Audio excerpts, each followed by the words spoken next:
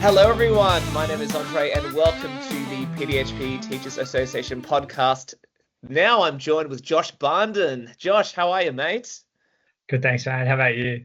Mate, it's been a great day. Now that I'm talking to you, definitely we can get this show on the road as well. Now, guys, if you don't know Josh, he's kind of a big deal. He is one of our recent recipients of the World Teachers Recognition Award, and his teachings was celebrated last year in October. So fantastic, and congratulations for receiving that, Josh. Well done.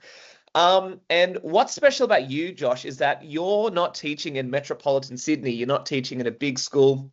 Mate, you're teaching out in the country. Where are you teaching at the moment?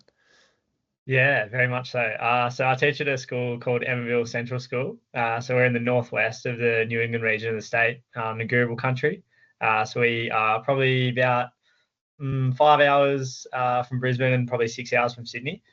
So we're a little bit isolated in terms of distance from metropolitan areas, but our school is really tiny. We have about 90 enrollments from kindergarten through to year 12. So one of the smallest central schools in the state.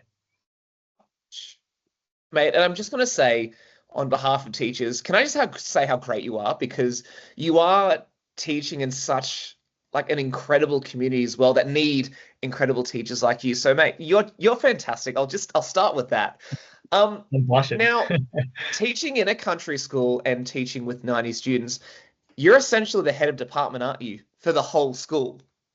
Yeah, so the way it works is we have like a head teacher of secondary studies, and then we have a lot of teachers who work sort of as single person faculties, including myself. So anything to do with PDHPE, anything to do with sport, wellbeing kind of falls in my basket, which is, both exciting and somewhat terrifying at times. But yeah, it gives you lots of good opportunities and allows you to sort of have your fingers across lots of different things, which I quite enjoy. And you get a lot of autonomy. Obviously, you get to make all the choices and you're responsible for a lot as well, but you do get to kind of choose how you want to do things and make things happen for kids in the way that you think is sort of best for them and best for the community. And that's something that it's a responsibility I really enjoy and something that I take quite seriously, I guess. Absolutely. And like all classic PDHPE teachers, do you teach another subject? I do at the moment, actually, yeah. So I have picked up a year 7 and 8 English class this year. Excellent. I'm pretty passionate about literacy, so it makes sense that I landed that. But I'm actually finding myself quite enjoying it, to be honest. So and that works really well. Sorry. No, I sort of surprised myself, to be honest. I wasn't really sure how I'd go, but I'm really enjoying it. And that works really well considering the new PDHPE syllabus has a significant amount of vocabulary and literacy focus. So, mate, you're in the best position right now. Yeah, absolutely. So what actually inspired you to work in a country school?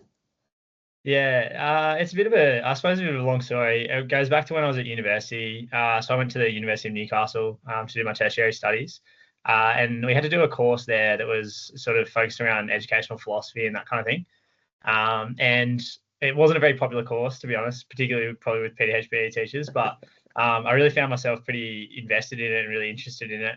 It kind of just encouraged you to really think about what the purpose and the potential of education is and what you can sort of do as a teacher and what you can achieve. And that kind of, I don't know, it sort of challenged me in ways that I didn't really think it would. Like, it made me start to think about what I wanted to do as a teacher and what I wanted to contribute to in terms of, like, making the country better and making, opportunities for kids out there, for young people, better as well. And that kind of made me want to apply for a teacher rural scholarship through the New South Wales Department of Education. So I put my hat in the ring for that, and I was successful with an application for one of those scholarships, which was cool. And then, obviously, they place you out at a rural school. So they placed me out at Emville, and I probably couldn't have pointed to it on a map when I first took the job.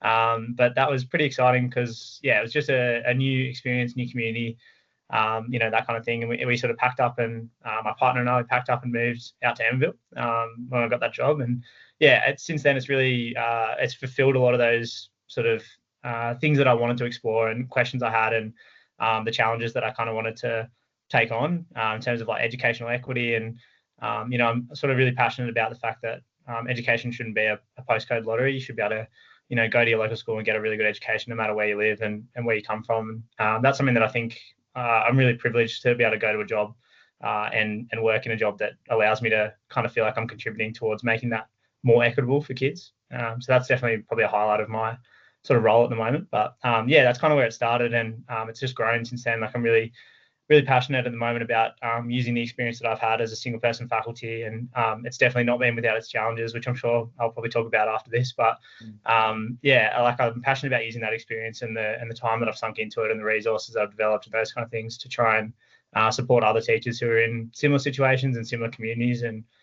seeing if they can also make sure that their students are getting a really good education as well. Because as you say, like, you know, I'm teaching English, and there's lots of teachers out there who are teaching out of area, covering subjects and things like that in these small schools throughout the state and across the country as well. Yeah, and I think it's just really important that those kids get a really good education no matter where they go to school. So yeah, whatever I can do to sort of help in that capacity is what I'm about. This is just, yeah, this is great. This is great. You're great. It's such a privilege to sit down and talk to someone who is so passionate about teaching in country schools. It's just wonderful. There needs to be more teachers like you, Josh, just people that are willing to just go and do something big, just go and do something for a small community, but be a huge part of their community. And I can imagine being in the school that you are now, like your role is such a massive part of the community. What is the community like where you're at the moment? Is it very tight? Yeah, so Emville itself has about 500 people. So it's very much a very small community where sort of everyone knows everyone and that kind of thing. Where I did start out living in Emville, I lived in some teacher housing. Myself and my partner, we lived pretty much adjacent to the school. Like our side gate opened up into the playground. So that was pretty different in itself. But yeah, we were definitely fully part of the community and everything like that. Then we've since moved just down the road to one of the near sort of major towns in Glen Innes. So again, it's a small town as well, and it's very similar kind of demographic. It's a beautiful community. I find like people are, you know, generally extremely friendly and super resilient as well. But it does not, like, it also comes with challenges as well. Obviously, as I mentioned, like, you're quite isolated from metropolitan areas and some of those critical kind of health services in particular. You know, we work in a really low socioeconomic community as well. We work in a community where there's challenges in terms of like the value that's placed on education. For PDHPE teachers, there's a lot of value, not a lot of value placed on health necessarily. Not a lot of good health role models or you know, working role models in the lives of some of the children that I teach. So yeah, it kind of makes you appreciate how important education is and why you need to be able to sort of give those kids a platform to succeed as well. Because yeah, they're possibly, you know, for lots of them, they're possibly not getting that anywhere else other than school. So it just becomes really, really important, I think, for them. Yeah, absolutely. And we always forget how much impact we can make as teachers as well. And it sounds like the impact that you're having is it's incredible. And we need more people like you in these schools. Looking at more of in a teaching realm now. So looking at, you know, Josh as a teacher, what does a day-to-day experience look like in your role? Yeah, what a good question. Yeah, it's a bit different every day, I suppose, a bit of everything. Yeah, I'm pretty busy like everyone, I suppose. Like I'm sure that every teacher can relate. Like I teach like a full load, obviously, and then I take on lots of different stuff as well. So at the moment, we've got, you know, enrichment activities running at lunchtime, which I kind of run every day. So we've got 5 days worth of enrichment activities. We do some physical activity, different types across 3 days, and then we have like an Esports Club at the moment. So we've got Nintendo Switch games happening for kids as well. So that's really popular particularly with like our neurodiverse students and that kind of thing. So I enjoy running them. Yeah, and I guess like for me, it's just you know, trek it out there in the morning. It's about half an hour drive from where I live, and I'm straight into it from the start. I suppose I just making sure that all my lessons are organised and all my stuff is planned and ready to go. And yeah, I'm in and out of the classroom, obviously teaching practical lessons and stuff like that, which I love, getting away from my desk as well. But yeah, it's just constantly on the go, I suppose. And yeah, I love that. I'm never bored, that's for sure. So yeah, it's definitely a bit like that. Can't argue that traffic is going to hold you up to get to school. Hey, straight driving. That's the odd excellent. kangaroo, maybe that's about it. I love the juxtaposition of being a PDHPE teacher, yet incorporating esports. Now, Yeah. you know, no matter what we say, I think as educators, particularly in PDHPE, sport, we love the competitiveness. We love the competitive nature. What was the drive to introduce esports to your schools? Because I know there's a bit of a touch and go with technology and video games per se placed in schools, because we can see that sometimes that can be a problem for learning goals. What impact have you found that on your students? Yeah, so I guess it started out, I was really privileged, I suppose, to win an early career teacher scholarship in 2023 with an organisation called Schools Plus. And as part of that, I went on a study tour, went to a bunch of different schools across Queensland and New South Wales, and even up to the Northern Territory as well. Got connected with a bunch of different educators, including a guy called MJ, who teaches at a school in Forest Lake in outside of Brisbane. And I was lucky enough to sort of be able to visit him. He runs a massive esports program at his school, and that's quite popular up there. They've got a university degree at UQ that kind of looks at like game development and those kind of things and those career pathways for kids.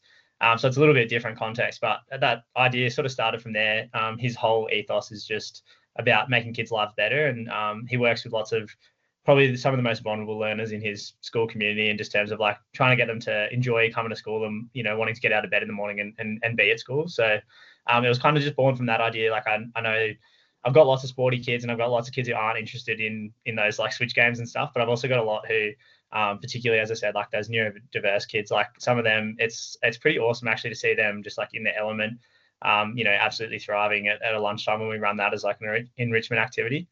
It's not so much in New South Wales. I think there's more challenges in terms of running those like curriculum aligned esports programs like they have in Queensland, and that's not really something that we have done yet. Maybe in the future we will. I don't know if I'm the guy to lead that, but at the moment I just kind of enjoy setting them up and having a bit of fun with kids at lunchtime. And if that's like one more reason for those kids to come to school in the morning, then that's pretty important for us in our context as well. So yeah, it's kind of just born out of that. And it started out with my wife lending her Switch to my school, and we used that for a while, and we sort of like collated a bunch of data and things like that about participation and engagement and kind of like the perceived outcomes that kids were getting in terms of their enjoyment and their social interaction, that kind of stuff.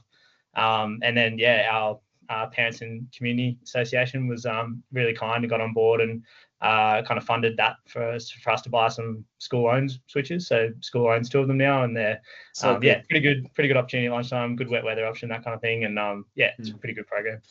So good. And I think what I love about that approach, and I think you said it, it's about having fun. It's about school isn't just about academic attainment. And I think we fall into that trap of, does it align to curriculum? Does it align to, whatever we're teaching? And sometimes it doesn't. Sometimes the only point of these activities is, are you having fun? This is the pull to come to school. And I think you've mentioned that beautifully, that, school is a community and the pull is to come and have fun. You'll learn along the way that happens to be a byproduct of coming and participating in esports. But the value of just having a reason to turn up, I think, is absolutely beautiful. And I think you're doing an incredible job. I think just hearing you talk is just, again, just, you're the best. You're so good. When it comes to teaching in a country school, I'd imagine you would have a whole collection of highlights of just things that you can look back and go, damn, that was awesome. That was real sweet. What are some of the most impactful highlights you've had teaching in a country school that not necessarily could be replicated in, say, a metropolitan school? Maybe not so much not being able to replicate it in a metropolitan school, but I suppose for me, like, biggest highlights probably, I've just really since I've been working at Emville, I'm into my 4th year now. I've really been focused on just like reshaping the way that PDHPE is delivered in my school. I guess when I got there wasn't a lot of resources. There wasn't really anything to go on. So I kind of started from the ground up, and it was a big learning curve for me, obviously being straight out of university into that gig. And it's been a very big learning journey, but I'm really proud of the stuff that we've got now in place for our students in terms of being really academically rigorous, but also really engaging and really evidence informed in terms of the way we deliver content. I think that's probably one of the things I'm most proud about. We've recently introduced a new model for learning in physical education as well. So we've kind of been trying to focus on the fact that like PE lessons are not just, your opportunity to win or play sport or whatever it is. It's also an opportunity to learn. That's something that I'm pretty proud of, is trying to bring that academic rigor into the subject. That's probably something that I'd point to straight away, but there's lots of other things along the way. I know for me, our sports carnivals are a big opportunity for us to kind of engage our community and our parents and carers. So trying to get lots of kids to our sports carnivals for starters, like just attendance wise, is a big challenge. It's not necessarily everyone's favorite day of the year in our school community, as I'm sure it is in others. So we've definitely put a lot of focus on, trying to transform sports carnivals into really exciting, kind of lots of novelty events, lots of games, lots of things like that are really dragging kids to those carnivals, making it kind of like a really memorable experience for them. We've kind of engaged businesses and parent. We have like parent care type events. We've got raffles and things like this that we kind of run at those events to try and make it a whole school community event. And that's something that I'm pretty proud of as well. We've done things like run a rural fire service cadet program, which I did in collaboration with my principal. And that's all like 5 or 6 of our students go on and become fully fledged members of our rural fire service brigade in town. And they've been fighting fires in the community and that kind of thing, which is those kind of things outside of like the classroom are pretty exciting, and also just really, really important for the community to have like an operational fire brigade, for example. Personally as well, I've obviously been the scholarship that I mentioned earlier was something that I was really grateful to be awarded in 2023, and gave me lots of opportunity to learn more and connect with more teachers and see more schools as well. Because that's something, again, that is kind of challenging about being in a rural school, is that you're in that school, and you're often, when you're working as a single person faculty, you're often sort of in that echo chamber of your own thoughts as well. So that was really, really awesome opportunity for me to kind of get out there and see what other people are doing and see what's possible, and drag those ideas back and adapt them to our context as well. There's been a few other things along the way, like little personal achievements and awards and things. But overall, I'm just like kind of really proud of that work that we've done within that subject, and trying to just make school like a really fun and exciting place for our kids to come.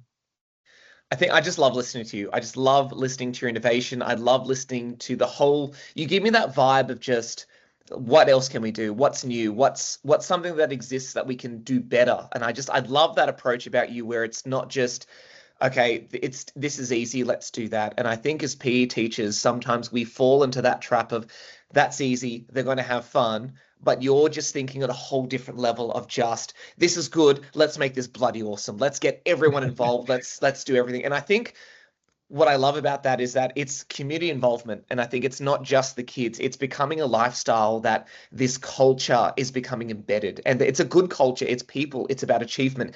You're doing a great job, man. I love listening to this. I want to be like a journalist just behind you, just like, look at the day of Josh. I'd love to see what that's like. Now, you've touched on this, additional to your successes and highlights, I can imagine there is a number of challenges that you had. And I think one of them you touched on was sometimes the culture and the perspective of PDHPE isn't necessarily as valued or favored as, heavily weighed as other subjects that are more, let's say, curricular demanding or, less physical, so to say. What are some of the things that you've noticed that have posed a challenge? I think particularly as I mentioned for PDHPE, in terms of just, we know from like statistically speaking that people in rural and remote areas and people from low socioeconomic backgrounds experience less health outcomes. And as an educator, you obviously believe in, education being key to changing that and breaking those cycles and that kind of thing. And I think it can be really challenging because you hit a lot of roadblocks in terms of just the challenges, like people being isolated, people, especially for young people, not having those role models in place in their life to help guide them on how to make those healthier choices and how to break those cycles that they're in. That can be really, really challenging. And I think, that's something that I've had to kind of overcome, I suppose. Like people can have pretty strong opinions. People can have pretty, ingrained kind of habits and behaviors and stuff. And some of that can be quite confronting, even more like as someone who, has like, I don't mind the odd beer at the pub or whatever it is like that. But, when you get into that really areas where they do experience those disadvantages, it can be quite confronting to see those kind of behaviors being really like cultural and really ingrained in the community, and trying to know that sort of like your obligation or your responsibility is kind of to try and change that for young people, is tough sometimes, and particularly when you don't feel like you're getting a lot of traction as well. I think that as well, like it's challenging in terms of just, it can be quite, I suppose, just professionally and personally isolating, I would say, is one of the things. Like, for me to move out there and take that job, as much as I was really passionate about the opportunity to kind of work towards educational equity and try and feel like I was really making a sort of tangible difference in Australian society, I kind of like, that's what you feel like you're going to do, but it is really hard as well. Like you don't necessarily, you got to move away from everything that's familiar. You got to, for me, I moved away from all my family and all my friends and that kind of thing. And And I know for myself and my wife now, like it's quite tough to do that. And it means that, yeah, it's like when you have those days where it's really, really challenging, which everyone does, you maybe don't necessarily have the same kind of personal support network to lean on. But also professionally, it's really hard. Like we're a small school with limited staff. And as I said, everyone is their own faculty essentially. So you do have to work really hard to try and, collaborate across faculties and things like that. And it's really easy to get into those like silos of each subject being their own and to kind of become quite isolated professionally as well. So yeah, I think that's like probably a few of the challenges, I suppose, for us, like when we moved out there and things that we sort of had to, get our head around, I guess. There's lots of benefits too. Like, I mean, as I said before, like the professional autonomy is amazing. Like, you can obviously choose how you want to do things and you can do it like, I can look at something and be like, oh, wow, like, my students really need this and I can go and deliver it like straight away. There's no sort of hoops that I need to jump through or anything. I can work out what the best way is to do that. I know my kids and I know that like that's what's going to benefit them. So I can just get in there and do it. And that's really good, but it is like a lot of responsibility too when you're the only person. So yeah, that like workload, I guess, and that responsibility can weigh pretty heavy on you sometimes. So yeah, something that I think I'm still trying to work out. Like I'm definitely not, I definitely don't have all the answers and the kind of all the, I don't have that all worked out yet, but I hope I'm on the journey to working that out. And mate, it sounds like you are. The fact that you're constantly trying different things and trying to innovate, that's a massive strength. I think as teachers sometimes, like I said, we fall into the trap of, this has worked. This has absolutely worked. Now, I've been dying to ask, as a PE teacher, we always have our go-to games. There's always that collection of absolute bangers that are always a massive hit with the kids. I can tell you in my school, I do primary PE. Have you ever heard of survival tag? Have you ever heard of that one? So maybe different name. Yeah. It's a tip-based game, so everyone's in. But if you tip someone, they sit down. So if you just tip them on the arm or the back, they just sit down. But if you tip someone at the same time, you've got a rock, paper, scissors, and then the winner stays in the game. The other person sits down. I know that's a primary setting, but I tell you what, absolute winner with all the kids in your school. Depending on like even just in general, is there a winner game that they just love to play that you always put in your programs? Yeah, there's definitely a couple that we gravitate towards. One of them is like a modification of a sport called chook ball. So we have like rebound nets, and essentially you get you get 3 passes, 3 steps, and 3 seconds in possession. So you can kind of use your 3 steps to like make your angle to pass to someone else. You try and get 3 passes as quick as you can. And the way you score is that you got to slam the ball into the rebound net, and you've got to get it to land somewhere in the playing area. Without the other team catching it. So if the other team catches it, they take possession and then they try to get their 3 passes, vice versa. That one is when I first got to school, I used pretty much the only part of the budget I had to buy some rebound nets because a PE teacher that I saw on prac was playing the version of this game. And I splurged pretty much the only part of my budget I had on those, and it's been very worthwhile investment. I think the kids are super into that game, so we play that pretty regularly. That's so good. And what I love is that the moment you've got them with one game, there's always a backup. There's always 100% that backup.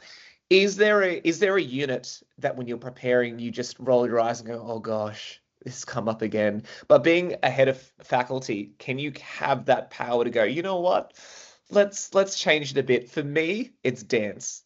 I can't say that I'm like a particularly great dancer. We do some moving to music and that kind of thing is probably how I would describe it more so. I wouldn't say it's a real traditional dance. And unfortunately I don't have that faculty to rely on like a subject expert in that area to teach me and that kind of thing anymore. So I'm kind of on my own. But I can't really think of anything in particular that I kind of dread teaching or that comes up and I don't like as much. I think, as you say, like having the autonomy to kind of deliver things how you want just means that I can just look at things and say like, well, how am I going to make this exciting or interesting? And and I just think about like if I'm having fun teaching it, then surely kids are going to have fun learning it as well. If I've created a unit, I'm not going to create something that I'm going to be bored teaching. I want to have fun teaching it. So if I'm doing that, then hopefully that they can get on board and have a good time. And that's kind of just how I try to prepare for my units and my lessons and stuff. So I think like this term I taught English, as I say, and I was doing Holes, the novel Holes. I'm sure you're maybe familiar with that. It's been around Yep. schools for a while. But yeah, that for me, Absolutely. I was like, if I got to teach this, I'm going to try and make it interesting and try and make it exciting to me. So yeah, Mm. same principle. Just roll with it and see what I can make fun for me, and hope that the kids get on board. Do you find in your school that you've had students that have just blown you away just in terms of their physical capacity or anything that they've said? So I'll paint you a picture. I did a Okay. golf unit with my students, and you may know this film. One of the students said to me, "Can I do a Happy Gilmore Yeah, shot?" And I yeah. looked at him and I said, no. But in my head, I'm thinking, how on earth do you know that film? And should you know that film? Absolutely not. Um, have you had anything similar where students have just said something, or they've really performed so high that they've grabbed your attention going, gosh, there's something about this student? I don't know if I have an example specifically like that. I think Hopefully you don't. recently, yeah. I think recently some kids have we've been doing some resistance training and stuff like that at school. And I've got some kids who've recently nicknamed me as a Dorito, which is like What? a bit of a jab at my lack of apparently lower body days in the gym. So Ooh.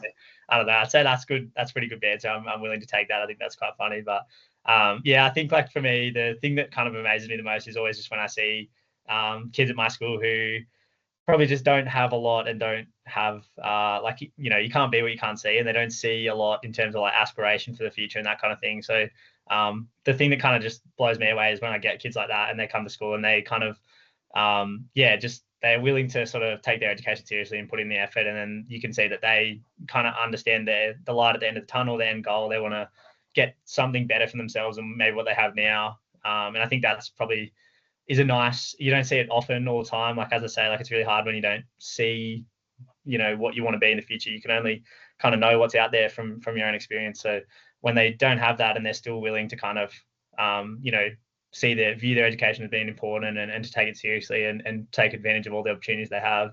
That's kind of something that I think really, really is inspirational for me, and it just kind of makes you think, wow, like, if you got a young person who's willing to do that, then like, I can definitely do all the things that are on my plate if they're kind of dealing with all those other things, and they can come to school and take it seriously and put the effort in. So yeah. I think there's two things I've grabbed from this conversation is that, and I'll speak very, very casually. It's so beautiful. It's so beautiful to talk to someone that gives a damn. Like it really, really genuinely cares about the people that are in front of them now. And you scream, I care about where these people are going in their lives. And it's incredible to hear. And they're so lucky to have someone like you, because you care so much, and they have a role model, and it's you. And I think, as teachers, we have such a strong role to play, particularly in PDHP, because we have those conversations with them about their dreams, about their ambitions, and even to beautifully question them and say, "Hey, hang on, are you sure that's what you actually want?" I think, and you're at the forefront of just shaping these people to be incredible people and being a role model yourself. And it's just they're so lucky to have you. I love it. They're so lucky considering everything that you're doing. It's wonderful. It's wonderful. And I have so much respect for you teaching at a school that's so pulled away from just, everything really. It's just you're doing an incredible job. And I mean that with the most respect, because I think there's a lot of people, particularly in education, that couldn't do what you do. They couldn't do it. It's too far away from what they're comfortable with. And you've put so much sacrifice on the line to do this. And yeah, it's just incredible. And I have so much respect for that. It's wonderful. I'm looking at the clock. I know we're a bit short of time, so I've got one more sort of big question for you. Is that Sure. what advice would you give teachers that are considering this position? Because this is always something that is always spoken about people going to teach rural and remote schools and being part of a community. And, in that respect, what advice would you give to teachers that are borderline considering, no, I think I want to do this? Yeah. Like I think my advice would be like to give it a go. Firstly, I think obviously teachers are really, really valuable and really needed in rural communities all over the country. And I think, yeah, like if you're thinking about it, it's worth taking the leap. My advice would definitely be to think a bit really deeply about sort of what you want to achieve and get out of your career as a teacher. Like if you're someone who really wants to make a difference and derive you kind of derive a sense of purpose from your job. And that's something that, is kind of really at the forefront of what gets you out of bed in the morning. I think teaching rurally is a really good fit for you. Like you sort of touched on it before, like it is, it's great to have people out there, and like I don't think you can come out here and not care about the kids in front of you kind of like I do. And I'm not saying that because I think that I'm a fantastic example or anything like that, or pat myself on the back, but I do think that it's really hard to give up what you are familiar with and what's comfortable for you if that's not what you are there for. There's obviously a lot of incentives and things like that go with teaching in the country that you can get access to, but I think if that's your major motivation for going out there, like it's probably not going to be sustainable for you. I think you really need to think about like it can be really hard work, and as I say, like I'm responsible for everything in my subject, and I'm responsible for all the learning that takes place for those kids within my area. So that's quite a big workload to take on if you're only doing it for those incentives. It's going to run out, your energy is going to run out pretty quick, and things are going to get on top of you. So as much as I think give it a go, like I do think you really need to think about what you want to achieve and what you're going to get out of it, and whether that's going to be something that's going to be sustainable for you. I think that for me, it's something that I'm really passionate about and I really enjoy, but I don't know that I'll teach in a rural school like this forever. Like I think it takes a lot out of you. It's very demanding, like personally and professionally, I think. So you do have to be kind of willing to take on board that. And I guess like my sort of second piece of advice there would be to just sort of investigate. Like obviously I'm always quite happy to chat with people about teaching rural and that kind of thing, but it'd definitely be worth talking to people who teach in those areas and seeing, more about the challenges, more about the benefits and the highlights that they get out of it.